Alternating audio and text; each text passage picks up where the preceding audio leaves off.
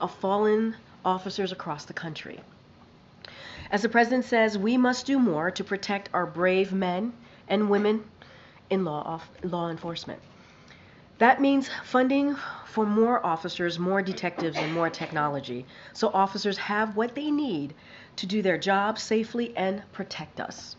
From day one, President Biden has taken bold action to reduce crime, bolster public safety, and protect the safety of police who walk the beat. And thanks to the American Rescue Plan, this administration has invested the largest ever federal investment in fighting and preventing crime. Since President Biden took office, we have seen historic declines in crime because of the work of brave law enforcement officers and community leaders. But we can't stop there. That's why President Biden continues to call on Congress to pass his Safer America plan, to invest $37 billion to support law enforcement and crime prevention. And second, today, the United States is taking coordination action in response to the Ortega Murillo regime's continued repression of the people of Nicaragua and ongoing exploitation of the vulnerable migrants.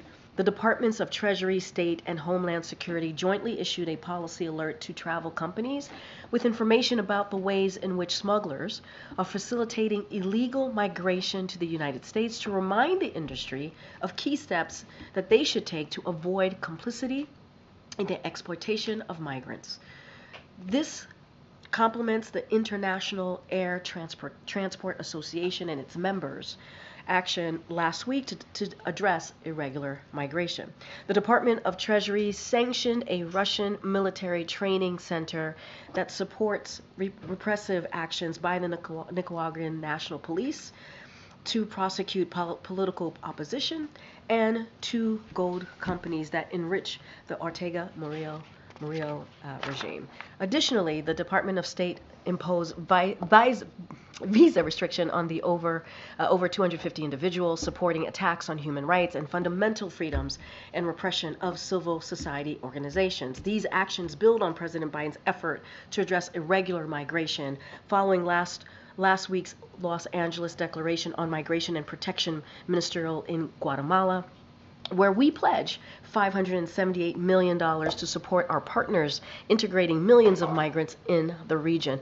Today's actions also support the president's affirmative agenda for a more democratic, secure, and prosperous for the Western Hemisphere. With that, Karine. I wondered if you could talk about the timing of the decision to notify Congress about the weapons transfer to Israel. It came just as the House was preparing to vote on legislation that would have forced the president to distribute the aid. So when it comes to process on any type of weapons purchases or anything like that, that is something that the State Department can speak to. They can speak to about it directly. What I want to do is reiterate what Jake Sullivan, our national security advisor, said here at the podium earlier this week, that the only pause that we have done is that one pause shipment, and so just want to be really clear because of our concerns of what could be a Rafah operation, and so we've been really mindful of that. We've been really clear about that. We've addressed our concerns about a major operation in Rafah publicly and privately. But we've always said that we believe in the president believe obviously the commitment, and we do as well, to Israel's security is ironclad, and we want to make sure that they have what they need. Israel has what they need to defend themselves against their enemies, including Hamas. And so we've always been very clear about that. And when it comes to transfer of weapon systems, they're continuing. Aside from that one shipment that we paused last week, the 500 and the 2,000 pound unguided munitions. So that is where we are at this moment. I cannot speak to timeline. I cannot speak to anything specific about this particular reporting on the weapons transfer package. That's something for the State Department to speak to. Okay, so then Biden is an institutionalist, but he decided to circumvent the nonpartisan group that has done the debates for 3 decades. So I just wondered if you could talk a little bit about that. The debates? I know. It's about a schedule, so I thought I'd talk I get it. I know there's a lot of interest in what the campaign announced earlier this morning, obviously, through a video from the president. I'm going to be really mindful. We are talking about 2024 election, and so we are committed to the rule of law here and want to respect that. So anything specific related to that, obviously, you're going to have to go to the campaign, as we've been pretty consistent here. The president's agenda is pretty clear.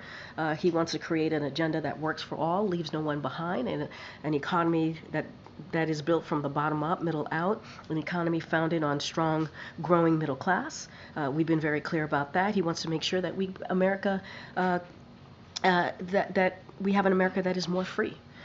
That's what he concerns about, right? Including reproductive rights. He wants to make sure that we are not. The president has also said that we want to make sure that we don't stand for the dark, revenge-based policies put forward by Republican officials. That's not where we are.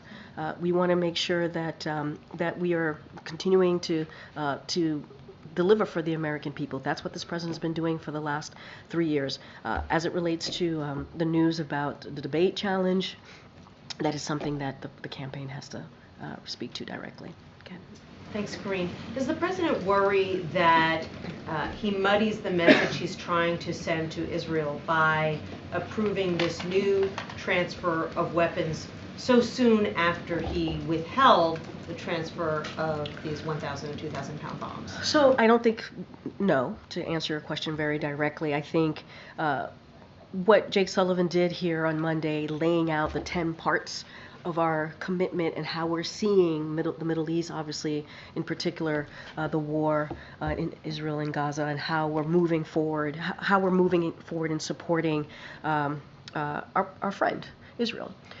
We've been very clear that when it comes to their security, that continues to be ironclad. There is no change there. We believe that they need to be able to defend themselves, just like the president was able to do when Iran, he was able to bring together a coalition. We saw 300 missiles and drones that were targeted at Israel, that we were able to step in and help, obviously, Israel defend itself. I think that shows how committed we are to their security. And we have said that it is one pause on these bombs, one package, one shipment, and that is obviously connected to Rafah and the potential, what could happen in Rafah, and we've been very clear about that. Those conversations continue. You heard Jake Sullivan say himself in the upcoming days, he's hoping to have a in-person, continuing that engagement that they've been having. There's been 2 virtual, but every day they're having these conversations with their counterparts. I'm talking about NSC and Jake, obviously, and his team. And so we don't think that it muddies the waters. We've been very clear. Our commitment to Israel's security is ironclad, but when it comes to Rafah, where there is a densely populated citizens who are there, who are seeking refuge, more than 1 million. You heard that from Jake, you've heard that from us, you've heard that from the president. We want to make sure that there's a plan to protect their lives.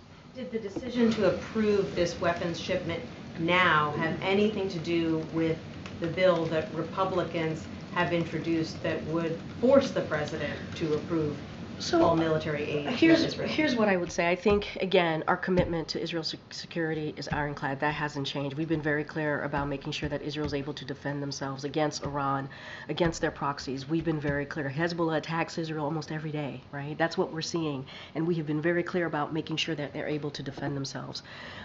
And I can't speak to the process, the timing of this particular weapons transfer. That is something for the State Department to speak to, so I would have to leave it to them.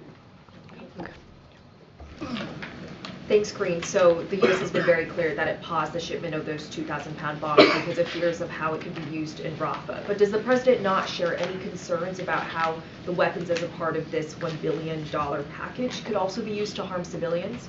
So, look, we have always been very clear, and we have been clear, certainly very recently, that while our support for Israel is ironclad, and we believe that they should be able to defend themselves. We believe that they have the right to go after Hamas, a terrorist organization, and they should do that. We've also said two things can be true. We've also said that they have to do it in a way that protects civilian lives. That continues. That continues to be part of the conversation. That continues in a process for us to make that very clear directly to them. And we've been also very vocal about that privately and obviously publicly. So those two things can happen. Those two things can happen. And so look, we're going to continue, again, to have a conversation with our counterparts. NSC obviously is going to continue to have those conversations as we move forward. And we've learned from two U.S. officials that Israel has amassed enough troops at the edge of the border with Rafah to launch a full-scale incursion. If Israel does so, as Netanyahu has vowed to, how will the U.S. respond? Look, that is for whatever the Prime Minister has said recently. That is something for him to speak to. Obviously, I can't speak for the Israeli government. That is not something that I do from here. We have been very clear. We're going to continue to monitor the situation. We believe that what we're seeing right now is targeted. A targeted operation. That's what Israel has told us. We have not seen a major operation moving forward, but we have concerns that that could happen. And so that's why these engagements continue. That's why these conversations continue. And we've been very clear about the fact that, again, more than 1 million civilian lives are in Rafah. We want to make sure that they're protected.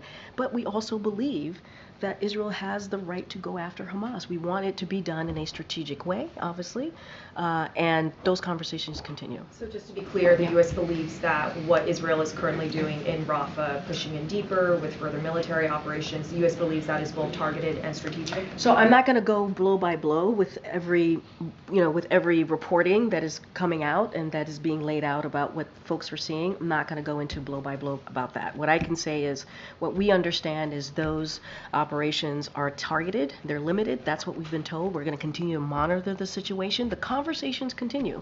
The engagement about the Rafah continues. You heard that directly from Jake Sullivan. And so we are talking about this every day. Every day. Yes, we've talked about the two virtual engagement. Yes, Jake has talked about wanting to have an in-person meeting, but those conversations happen on a daily basis, and I think that's important to note as well.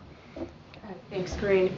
Did the Israelis give Jake any assurances of a no Rafah offensive before he gets there this weekend? I'm not going to speak into private conversations. What I can tell you is those engagements, those conversations about our concerns about a major military operation in Rafah continue. And they've been constructive. You heard directly from Jake about this, and I'm just not going to go into specifics on what the back and forth is. And I also cannot confirm Jake's travel. So that's not something that I can do right now. Just to kind of go back to the decision to send, $1 billion in arms to Israel, and then, what the president said about his decision to pause sending some arms to Israel. I mean, it just appears inconsistent. We understand that your position is to make sure Israel can defend itself, but how do how should we sort of think about both of these decisions made at the same time? I mean, is he not concerned that those $1 billion in arms is actually going to impact civilians in Rafah? So look, I don't believe it's inconsistent. We've been very clear. We've been very clear here. Two things can be true, right? Two things can be true. We can have tough conversations with our friends and allies. That is something that you've seen from this president in his diplomacy, right? And we can have constructive conversation. We can also share our concerns. And that's what you have seen. And we can say to our ally that, look, we want to make sure you're able to defend yourself. We want to make sure that we're going to continue to say that our commitment to you, Israel's security, is ironclad. That is, I just laid out. We saw what Iran did, right? Not too long ago. We know Hezbollah is going after Israel almost on a daily basis. We know that. And so Israel has to be able to defend itself. But when we see a situation in Rafah, with more than 1.4 million citizens who are seeking refuge there because they moved there to seek refuge, we're going to also share our concerns. And the thing to remember is that those conversations are continuing. They are happening. You heard that from Jake. On a daily basis, they are happening. And so we're going to monitor the situation. those two things could be true, right? We can try to make sure that our friends and allies are able to protect themselves against their enemies, defend themselves, and we can also flag and say, hey, this is something that we are concerned about when it comes, in this particular instance, obviously Rafah and a potential operations, a major operation, military operation in Rafah. But the president's comments, about his decision to pause a shipment to Israel, sort of came in the light of campus protests. I mean, were those comments made in light of, kind of appeasing or reaching out to younger voters, or how people were feeling in the country at that point? I would say that we have been very loud and clear about our concerns about a major military operations in Rafah for weeks, for months. This is something that we have been talking about for some time now. So they're not connected. The president this is not about politics for this president. This is about the right thing to do. Sorry, Johan, just a different topic. Do you have a comment on the Putin-Xi meeting that's coming up this week? I mean, does the president have any thoughts on that? So here's our thoughts. We don't comment on bilateral engagement. We've been always pretty consistent. But I want to make one point clear. We find it unacceptable that the Chinese companies are helping Putin wage this war against Ukraine. And if China purports to want good relations with Europe and other countries, it cannot continue to fuel the biggest threat to European security right now. This is not just a U.S. position. You also heard it from the G7 partners, NATO, and the EU. And that's our position on that. Thanks, Karine. The IDF says that it has intensified military operations in specific areas of eastern Rafah. Can you first confirm whether it's still the U.S.'s assessment that this is not the full-scale, full incursion into Rafah that the president has been warning about? So look, what I will say, and I'm going to be pretty consistent from here, going to be pretty boring, I guess, for the next few minutes or so at this podium behind this lectern, which is we're monitoring the situation. We've been told, and what we see, it is a targeted, limited operation in Rafah. That is what we're seeing. I can't go by report here. That is not something that I'm going to do from here. We have made our concerns very clear, publicly and privately, about a potential major operations offensive in Rafah. And so, look, we do not believe they should be dropped in these bombs, right, should be dropped in densely populated cities. So we are talking to the Israeli government about this. That's why we put a pause on the shipment for one shipment, only one shipment. The 500 and 2,000-pound bombs, given our concerns, our major concerns here. And so I'm not going to go blow by blow here. I'm not going to go to every specific reporting. This is what we are monitoring. This is what we know. And the conversations, engagement on Rafah certainly will continue with our Israeli counterparts. But what you're seeing right now is not a major military operation. That's what I can share with you, yes. That I can say. Just to return to a question that I think a couple of my colleagues were trying to ask about, this new arms deal for Israel. It would include tank ammunition, tactical vehicles, and mortar rounds. That's according to our reporting. Is the president not concerned that those are the kinds of things that could be used in a military operation into Rafah? So I would have to refer you on the specifics of what is being spoken about with the weapons transfer package. That is something that the State Department would have to speak to. And I've kind of addressed this already about how two things could be true, right? We believe that Israel has the right to defend itself. Obviously, when it comes to their security, it's ironclad, and we believe that they have every right to go after Hamas, a terrorist organization. We've been very clear about that. And we've also said they need to do this where we see a protection of civilian lives. And so those things could be true, and those conversations are going to continue. I cannot speak to this package. That is something that the State Department can speak to. I can't speak to the process. I can't speak to what's in it. That's for the State Department to lay out. Well, you've drawn a real distinction, I think, between offensive and defensive operations, and the president was clear that the reason for pausing on the shipment of bombs is because those are the kinds of bombs that could be used in a Rafah operation. So I'm just asking again whether tank ammunition, tactical tactical vehicles and mortar rounds, are those not things that could also potentially be used in a Rafah incursion? So we have been clear. I can't speak to the specifics of what is in this transfer of weapons. I can't. What I can say is that we have been clear that Israel has the right to defend itself. We are committed to Israel's security. That is ironclad. That is true, right? We believe that they should have the right to defend themselves against their enemies, including Hamas. And so that is what you see here. That is what you're going to continue to see from us. When it comes to our potential concern of a major offensive operation in Rafah, we've talked about that. Which is why we paused that one shipment, because of our concerns of a major offensive operation. Not asking you to confirm the details of the specific arms deal, Yep. but the list that I just gave, Yep. does the U.S. see those things as being purely defensive weapons? What we have been very clear about, Israel has the right to defend itself.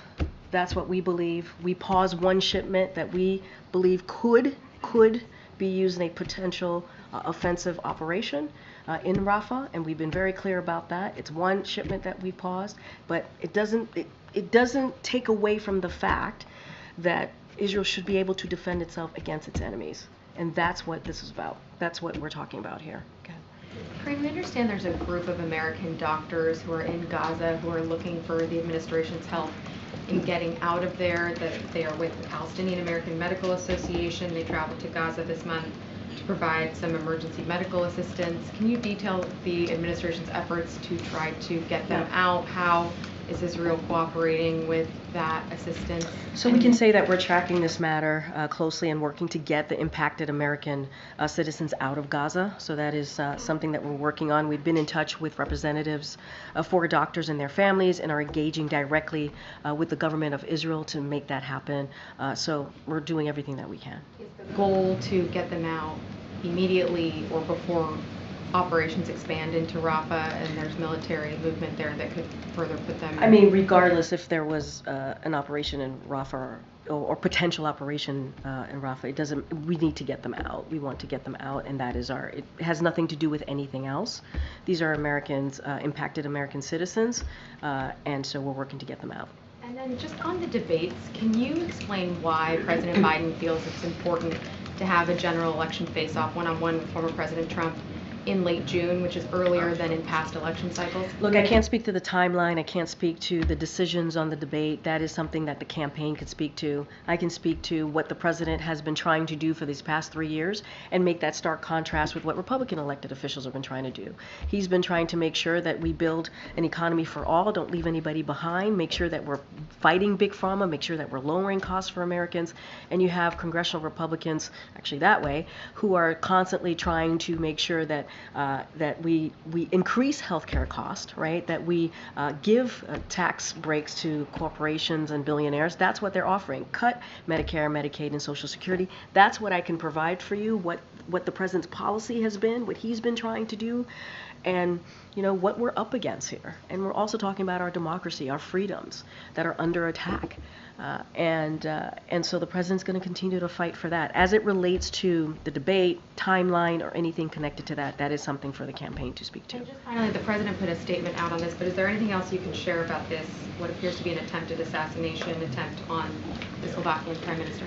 Yeah, as you just stated, the president put out a statement on this earlier today, and I will just reiterate that the president expressed his alarm and deep concern over the attack. As the president said, he and Dr. Biden are praying for a swift recovery, and our thoughts are with his family and the people of Slovakia. We condemn this horrific act of violence, and our embassy is in close touch with the government and ready to assist. And I'm just going to leave it there for now. I want to ask about the inflation report, but first I wanted to just follow up. Does the president intend any direct outreach to allies in Slovakia, or I don't have calls or any. anything I like don't have that? any calls to read out to you at this time. Okay. On the inflation report, Yeah, sure. obviously it was positive for you guys, but we're still seeing inflation above normal levels, despite everything the administration and the Fed is doing. Do you have a sense of when households can expect to see prices stabilize? So look, here's what I can tell you. What we're going to continue to do is make sure that we are, when it comes to our priority as it relates to the economy, we want to make sure that we're fighting inflation and continue to do so. And so we understand we have a lot more work to do. We get that. But I would state that inflation is down more than 60%, with the lowest core inflation in 3 years, and grocery prices fell over the last 3 months. Wages are up more than the prices over the last year, and since the pandemic, more than 15 million jobs created, and unemployment is under 4%, and that is the longest stretch that we have seen in over 50 years. So we are seeing some progress, some macroeconomic progress, but we understand that there are Americans and families that are still struggling. That's why the president continues to do everything that he can to lower costs, whether it's insulin at $35 for seniors, and calling for that to be for all Americans, and a plan to build 2 million new homes, lower child care costs. This is what the president is trying to do, and has been very clear about his plan for Americans as it relates to the economy. And again, in contrast to what GOP is trying to do, cut Medicare, cut Social Security, cut Medicaid, make sure that they want to make sure that there's a tax break for billionaires and corporations. That's not what this president is about. So the work continues. We're going to continue to fight inflation. We're going to continue to be really focused on that, and that's what you're going to see from this administration. Okay. Back to Rafa, is there a concern at all that these targeted attacks would still cumulatively add up to the amount of civilian casualties or damage? I know that the concern is a major ground operation, but as these more targeted attacks continue by the IDF, is there a worry that that would still add up ultimately to the kind of civilian casualties you're trying to avoid? So what I can say is what Jake said, which is we're monitoring the situation, and we're going to continue to do that. We're going to continue to have engagements with our counterparts in the Israeli government. That is something that we're going to continue. We believe that it's been constructive. We have not seen a major military operation, and so we've been clear about that. Jake has been clear about that from here, but we're going to continue to have those conversations. I can't get into cumulative. That's hypotheticals that I don't want to get into from here, but the engagements continue. Jake said himself when he was here, he's hoping in the next couple of days or so to have an in-person meeting to talk about Rafah operations. He has had regular communications with his counterparts in the Israeli government, and that's going to continue. You couldn't preview Jake's travel, but are there any sense of a meeting happening in Washington? When those in-person meetings would happen? Can you speak to any of that? As you know, when we have had virtual meetings with our counterparts in Israel government, we have shared that information, including the virtual meetings, including when the president spoke to the prime minister, and we said in our readout that they talked about the Rafah operations. We certainly will share that with you. I just don't have anything at this time to speak to. With apologies, with the situations in Israel, you're saying that two things can be true at the same time. Can two things be true at the same time again? In other words, would the president again decide that the most recent weapons package that he proposed is being used for a large capacity of civilian deaths, like the 2,000-pound bombs? Could he then again say, you know what, we're gonna hold these back after all? I'm not gonna get into hypotheticals for me. I'm just not. What I can say is that we have been very clear that our when it comes to Israel's security, that is ironclad. We believe that they should be able to defend themselves. We've been very clear about that against our enemies, including Hamas. Clear about that. When there are concerns that we see, we will certainly speak to that, as we have done for the past several weeks. We have been consistent about that too. In this particular instance with the Rafah operations, a major military operations, we have said we have concerns, and those conversations continue. I'm not going to get into hypotheticals from here. I think we have laid out how we see our engagement, obviously, how we see this moving forward, whether it is the Rafah operations, obviously our major concerns there, and those conversations continuing, and also making sure that Israel has what it needs to defend itself, and that has been consistent here, and that is what we're going to continue to say from here. And you heard directly from the National Security Advisor, lay that out in 10 parts. on Monday, and I think in a pretty comprehensive, detailed way. Obviously, there's the hostage deal that we want to make sure that happens. We want to see a ceasefire. We want to see hostages come home. We want to see more humanitarian aid go in. And so that is also something that we're working as well towards.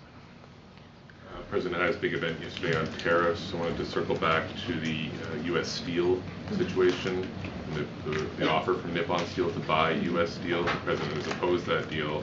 Can you give us any update? Does he plan to try to block it? Is he hoping the proponent withdraws its offer? He's, been on record opposing it for a month or two now. So we're just going to be, there's a CFIUS review. I'm going to be super mindful. It's independent review, so I can't comment beyond that. There are calls from senators, Republican senators, that he can kill it without that review. Is it I totally understand. Wait for the review? We respect the CFIUS review. I'm just not going to get ahead of that. And on the border, can you give us any update on the president's thinking on that executive order that you folks are said to be considering? Look, I mean, this is the same thing that I've been saying, and we've all been saying for the past several months, right? Especially since when we first introduced this national security supplemental back in October, that included the border security piece in that, and then obviously we took that out and then went to a place of working a bipartisan way with senators in trying to come up with a negotiation that dealt with border challenges, that dealt with a broken system that we have seen for decades. And so we still want to see that. We still want to see Congress move forward with that. We believe it is the toughest, the fairest way to deal with the border, to deal with the immigration challenges. The president wants to sign that. He wants to sign that. As it relates to your question about any executive actions, any other movement that might be there, look. As you just said in your question to me, we're always looking at potential actions that we can take, but we are going to continue to push Congress to move on this. We believe that it could happen. We believe that it can happen. There are two reports today on potential actions. One from the AP, our friend Karine right here, that the administration might consider sort of triaging new asylum cases to the front of the line to more quickly assess whether they are removed or stayed for a more thorough review. Another from the New York Post that the president might consider an executive action to close the border at a threshold of 4,000 crossings a day. I'm wondering if you can speak to either of those reports. Look, it's basically the same answer that I gave you in your first question, which is we want to see, we understand this immigration system has been broken for decades. We want to see that Senate bipartisan negotiation plan that came forward. We want to see that moving.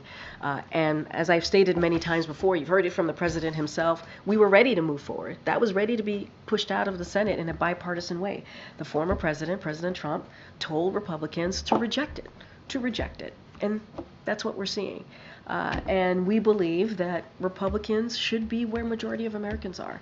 They want to see an answer, a way to fix this. We believe legislatively to fix what's happening at the border, the challenges that we're seeing.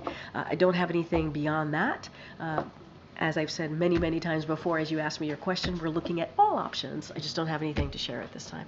I should testify with some men and colleagues before I don't want to get in trouble. Yeah. Good. If you call out to Sungmin, who's not here. Cat April. Karine, Yes. I have two topics.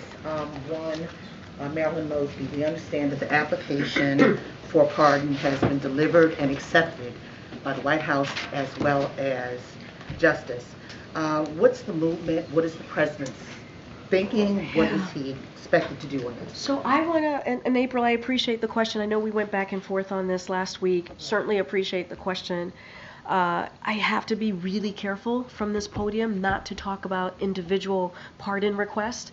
It is inappropriate for me to do so. And so I need to be really mindful. DOJ, and I said this to you last time, employs a thorough and deliberative process. We got to let them do that process. And so that is certainly, that particular question has to go to DOJ from this lectern at this podium. I cannot speak to individual cases and want to be super mindful. And we never have. We never have over the last 3 years.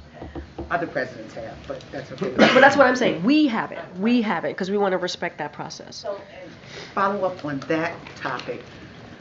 Has the president gotten any communication personally from organizations like the NAACP, Win with Women, some of the organizations that have written letters to the president about this case? Because you've got the majority of the civil rights community, a lot of large organizations, black organizations, are really on the side of a pardon for her. Does he know about it? Has he talked to anyone specifically on it? So I have not spoken to the president directly about it. I know the letters that you're speaking of. I know we get letters all the time, right? Obviously, in supporting an agenda. So obviously those letters have come through. I just haven't spoken to the president directly about this. And I want to be careful, right? We do not want to speak about individual cases. We believe it's inappropriate. We want to be really, really mindful And here. lastly on this topic then. Yeah. On this topic. On this topic? On this topic. Oh, we right, 'cause continue. Okay. The 23rd is sentencing. Could it be realistic that everyone's waiting for the 23rd and then they will think about acting?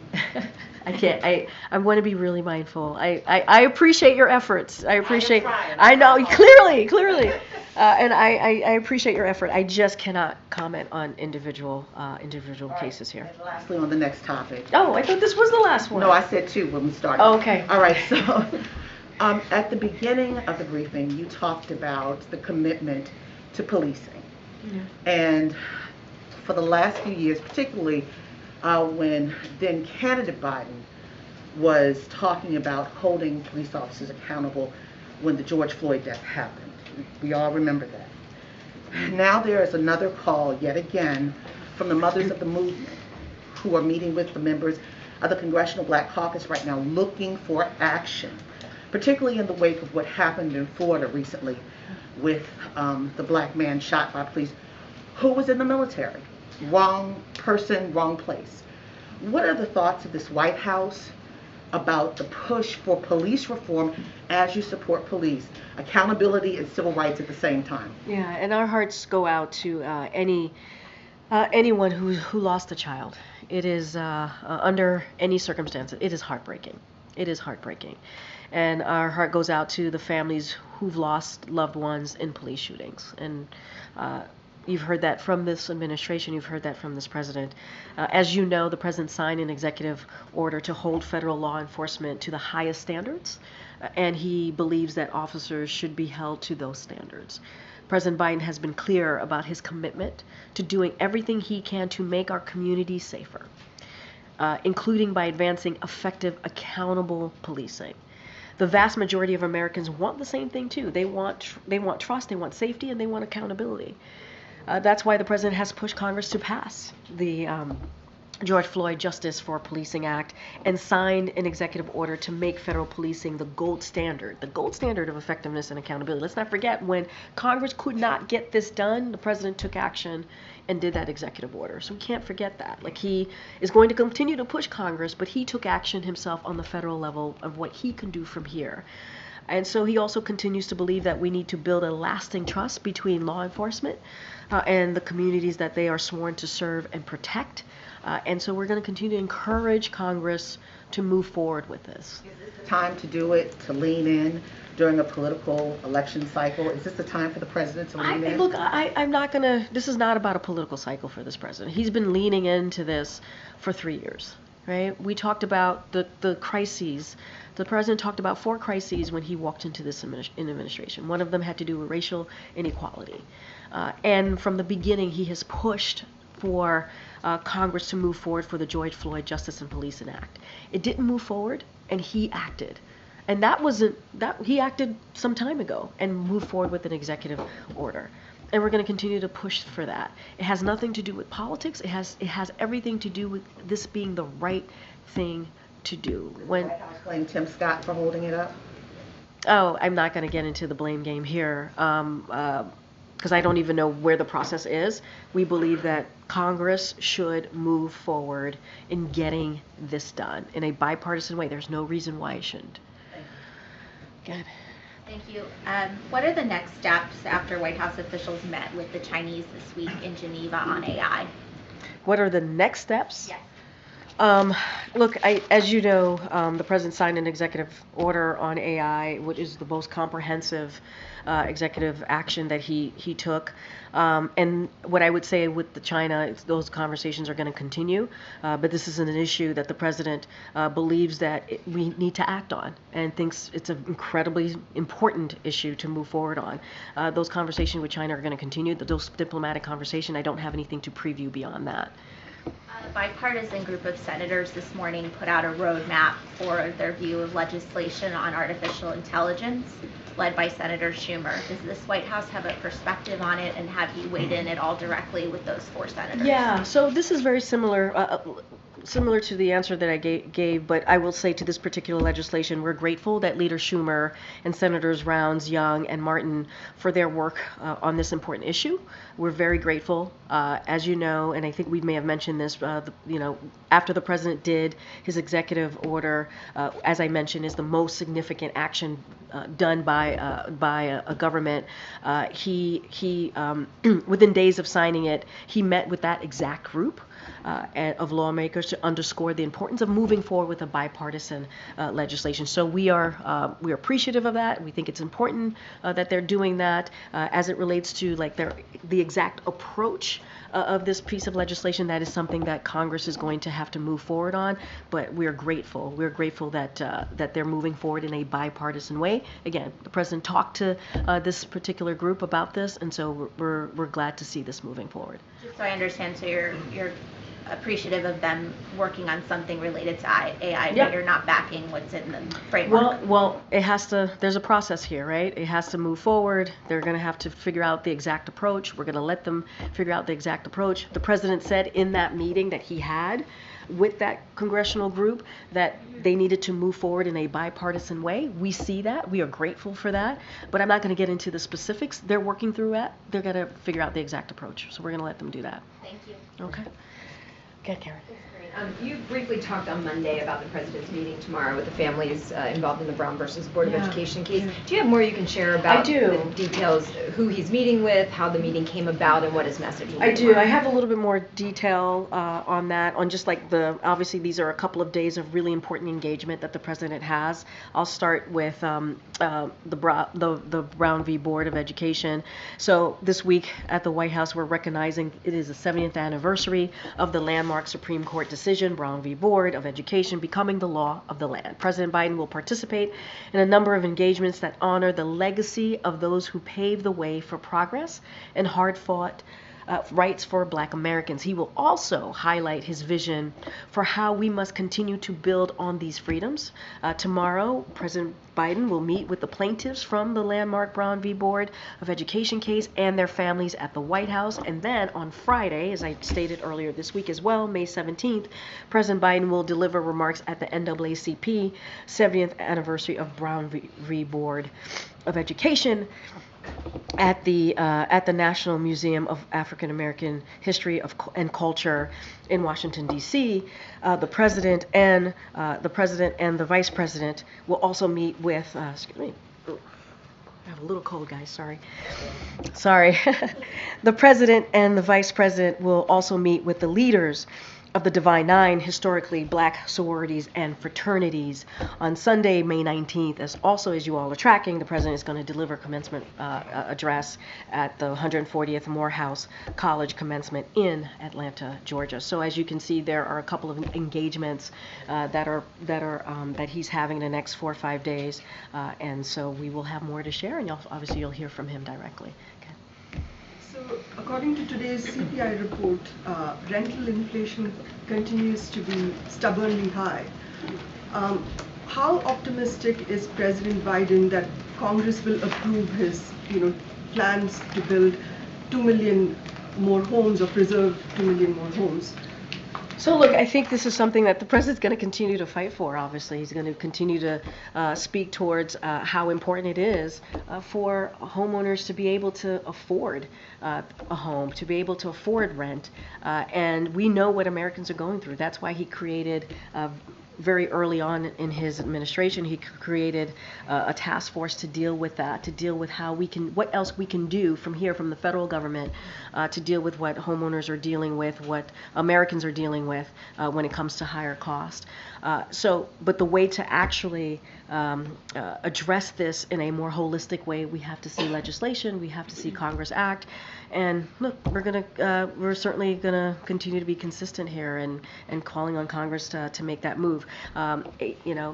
HUD has taken a lot of actions on making sure home ownership is more affordable, making sure that there is discrimination taken out of especially with certain communities that have to deal with buying a home, and so they've been very effective there. So we appreciate their leadership there, but we need to do more. We need to do more. What's the progress though so far of the 2 million homes?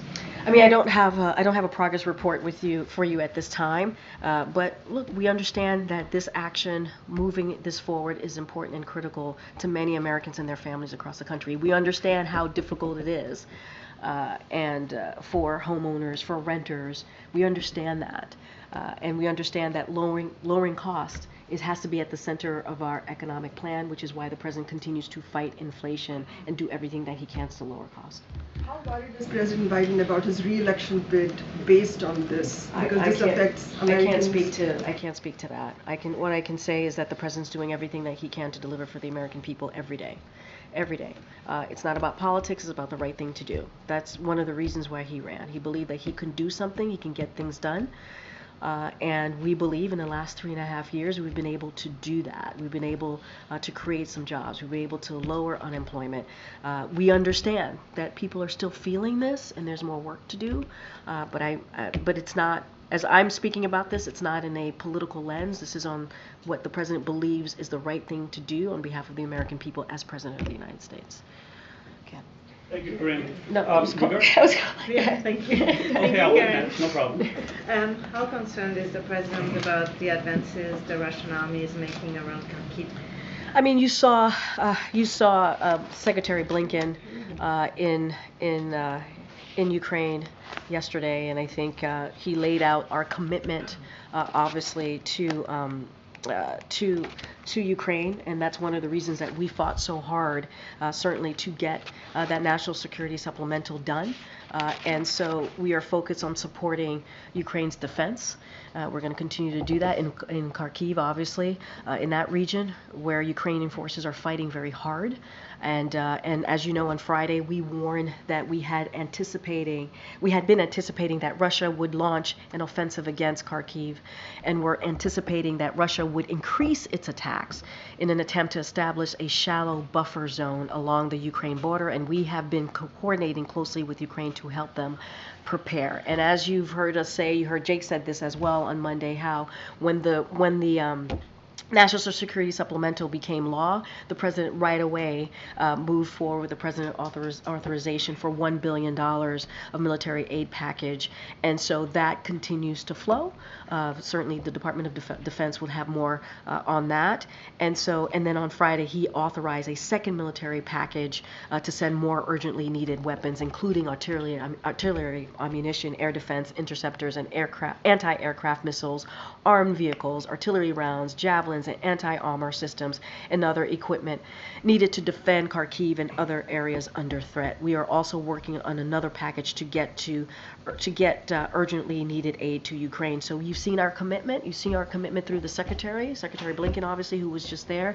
We're committed to Ukraine continuing to fight for their democracy and continuing to fight Russia's aggression.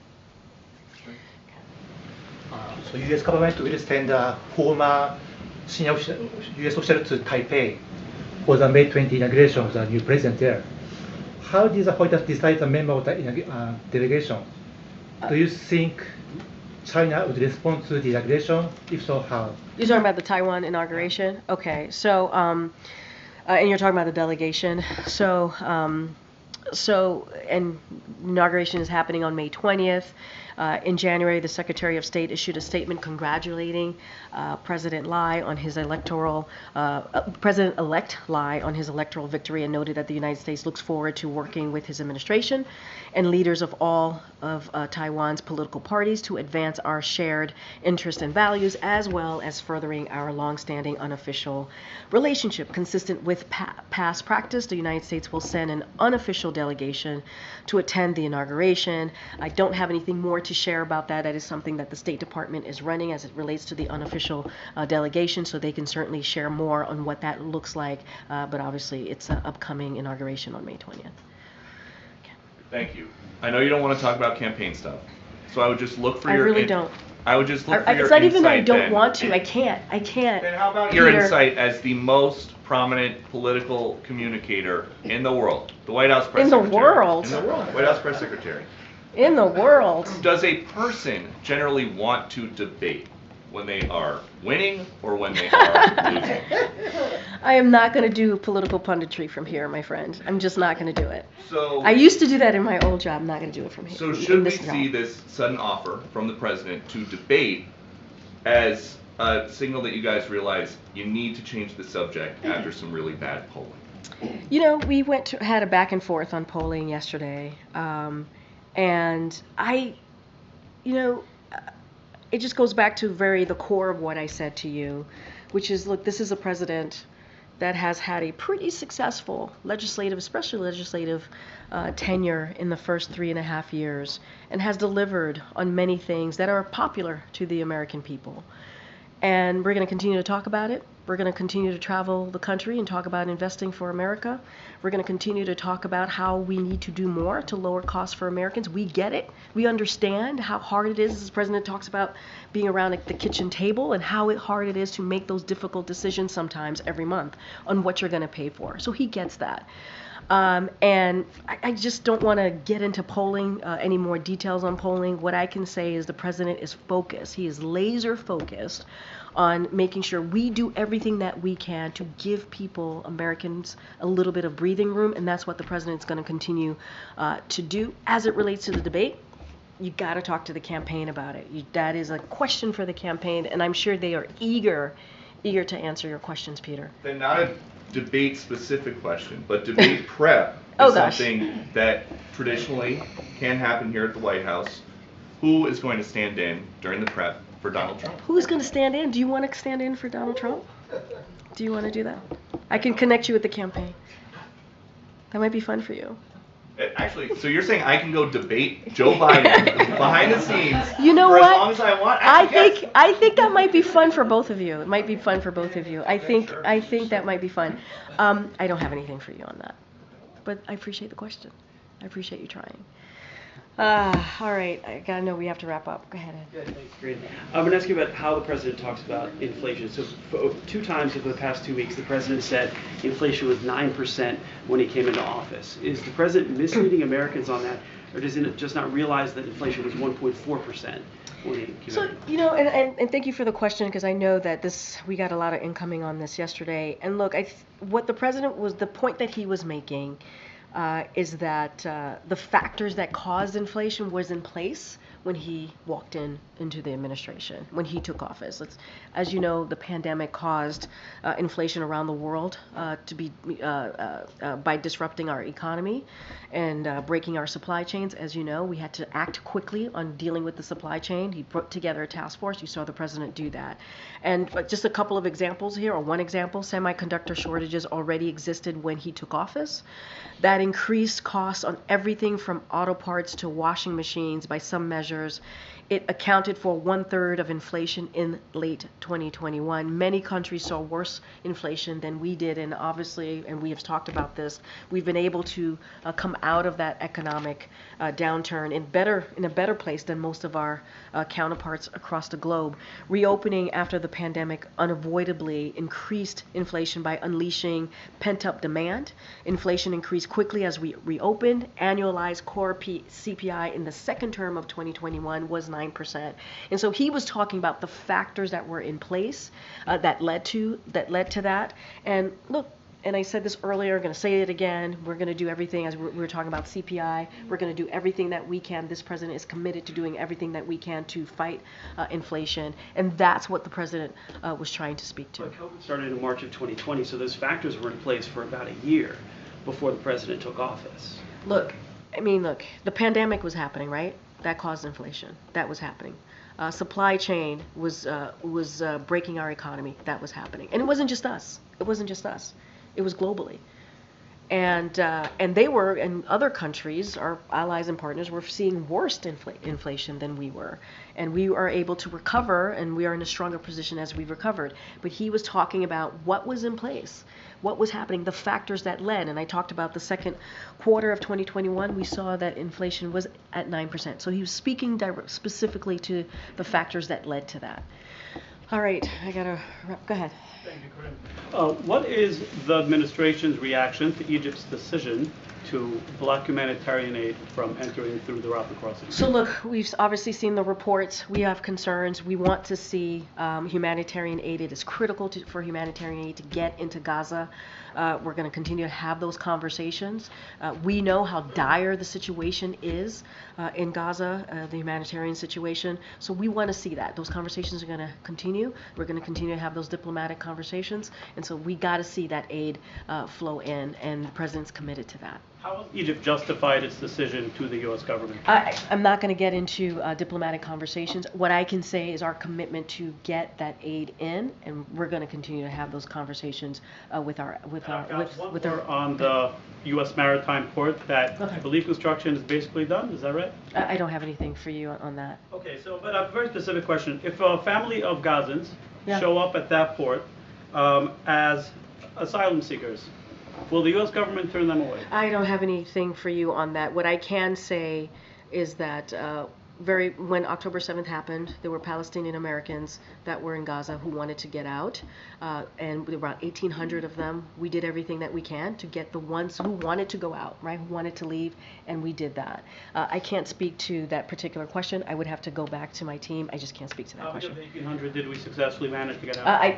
I would refer you to the State Department, but there were 1,800 Palestinian Americans who were in Gaza. Not all of them wanted to leave. Some of them did, and we were successful in getting them out. I don't have that number in front of me. I would refer you to the State Department. Okay, you have the last. Republicans on Capitol Hill have been accusing the president of violating the Impoundment Control Act, which is an impeachable offense, by withholding the bombs for Israel.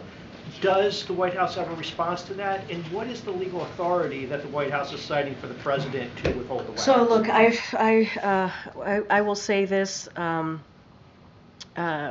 The administration, as you saw, we put out a SAP just yesterday, and that we just last night a statement of administration's policy about this particular the Israel Security Assistance Act.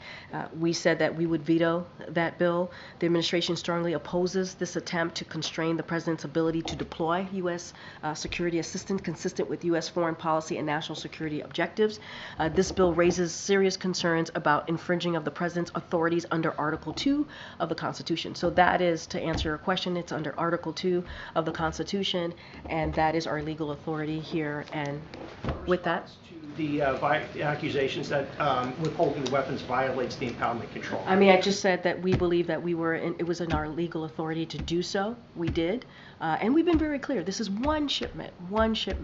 As we talk about the Rafah operations and our concerns about a major military operations, and you've heard us. I went back and forth with some of your colleagues about our commitment. You heard it from Jake Sullivan. Our commitment to Israel's security is ironclad. We believe that they should be able to defend themselves, and that is going to be consistent.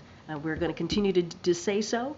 And when it comes to a potential major military operation in Rafah, we're going to share our concerns publicly and privately, as we have been doing for the past several weeks. All right, everybody. I'll see you tomorrow. Thanks. Feel better.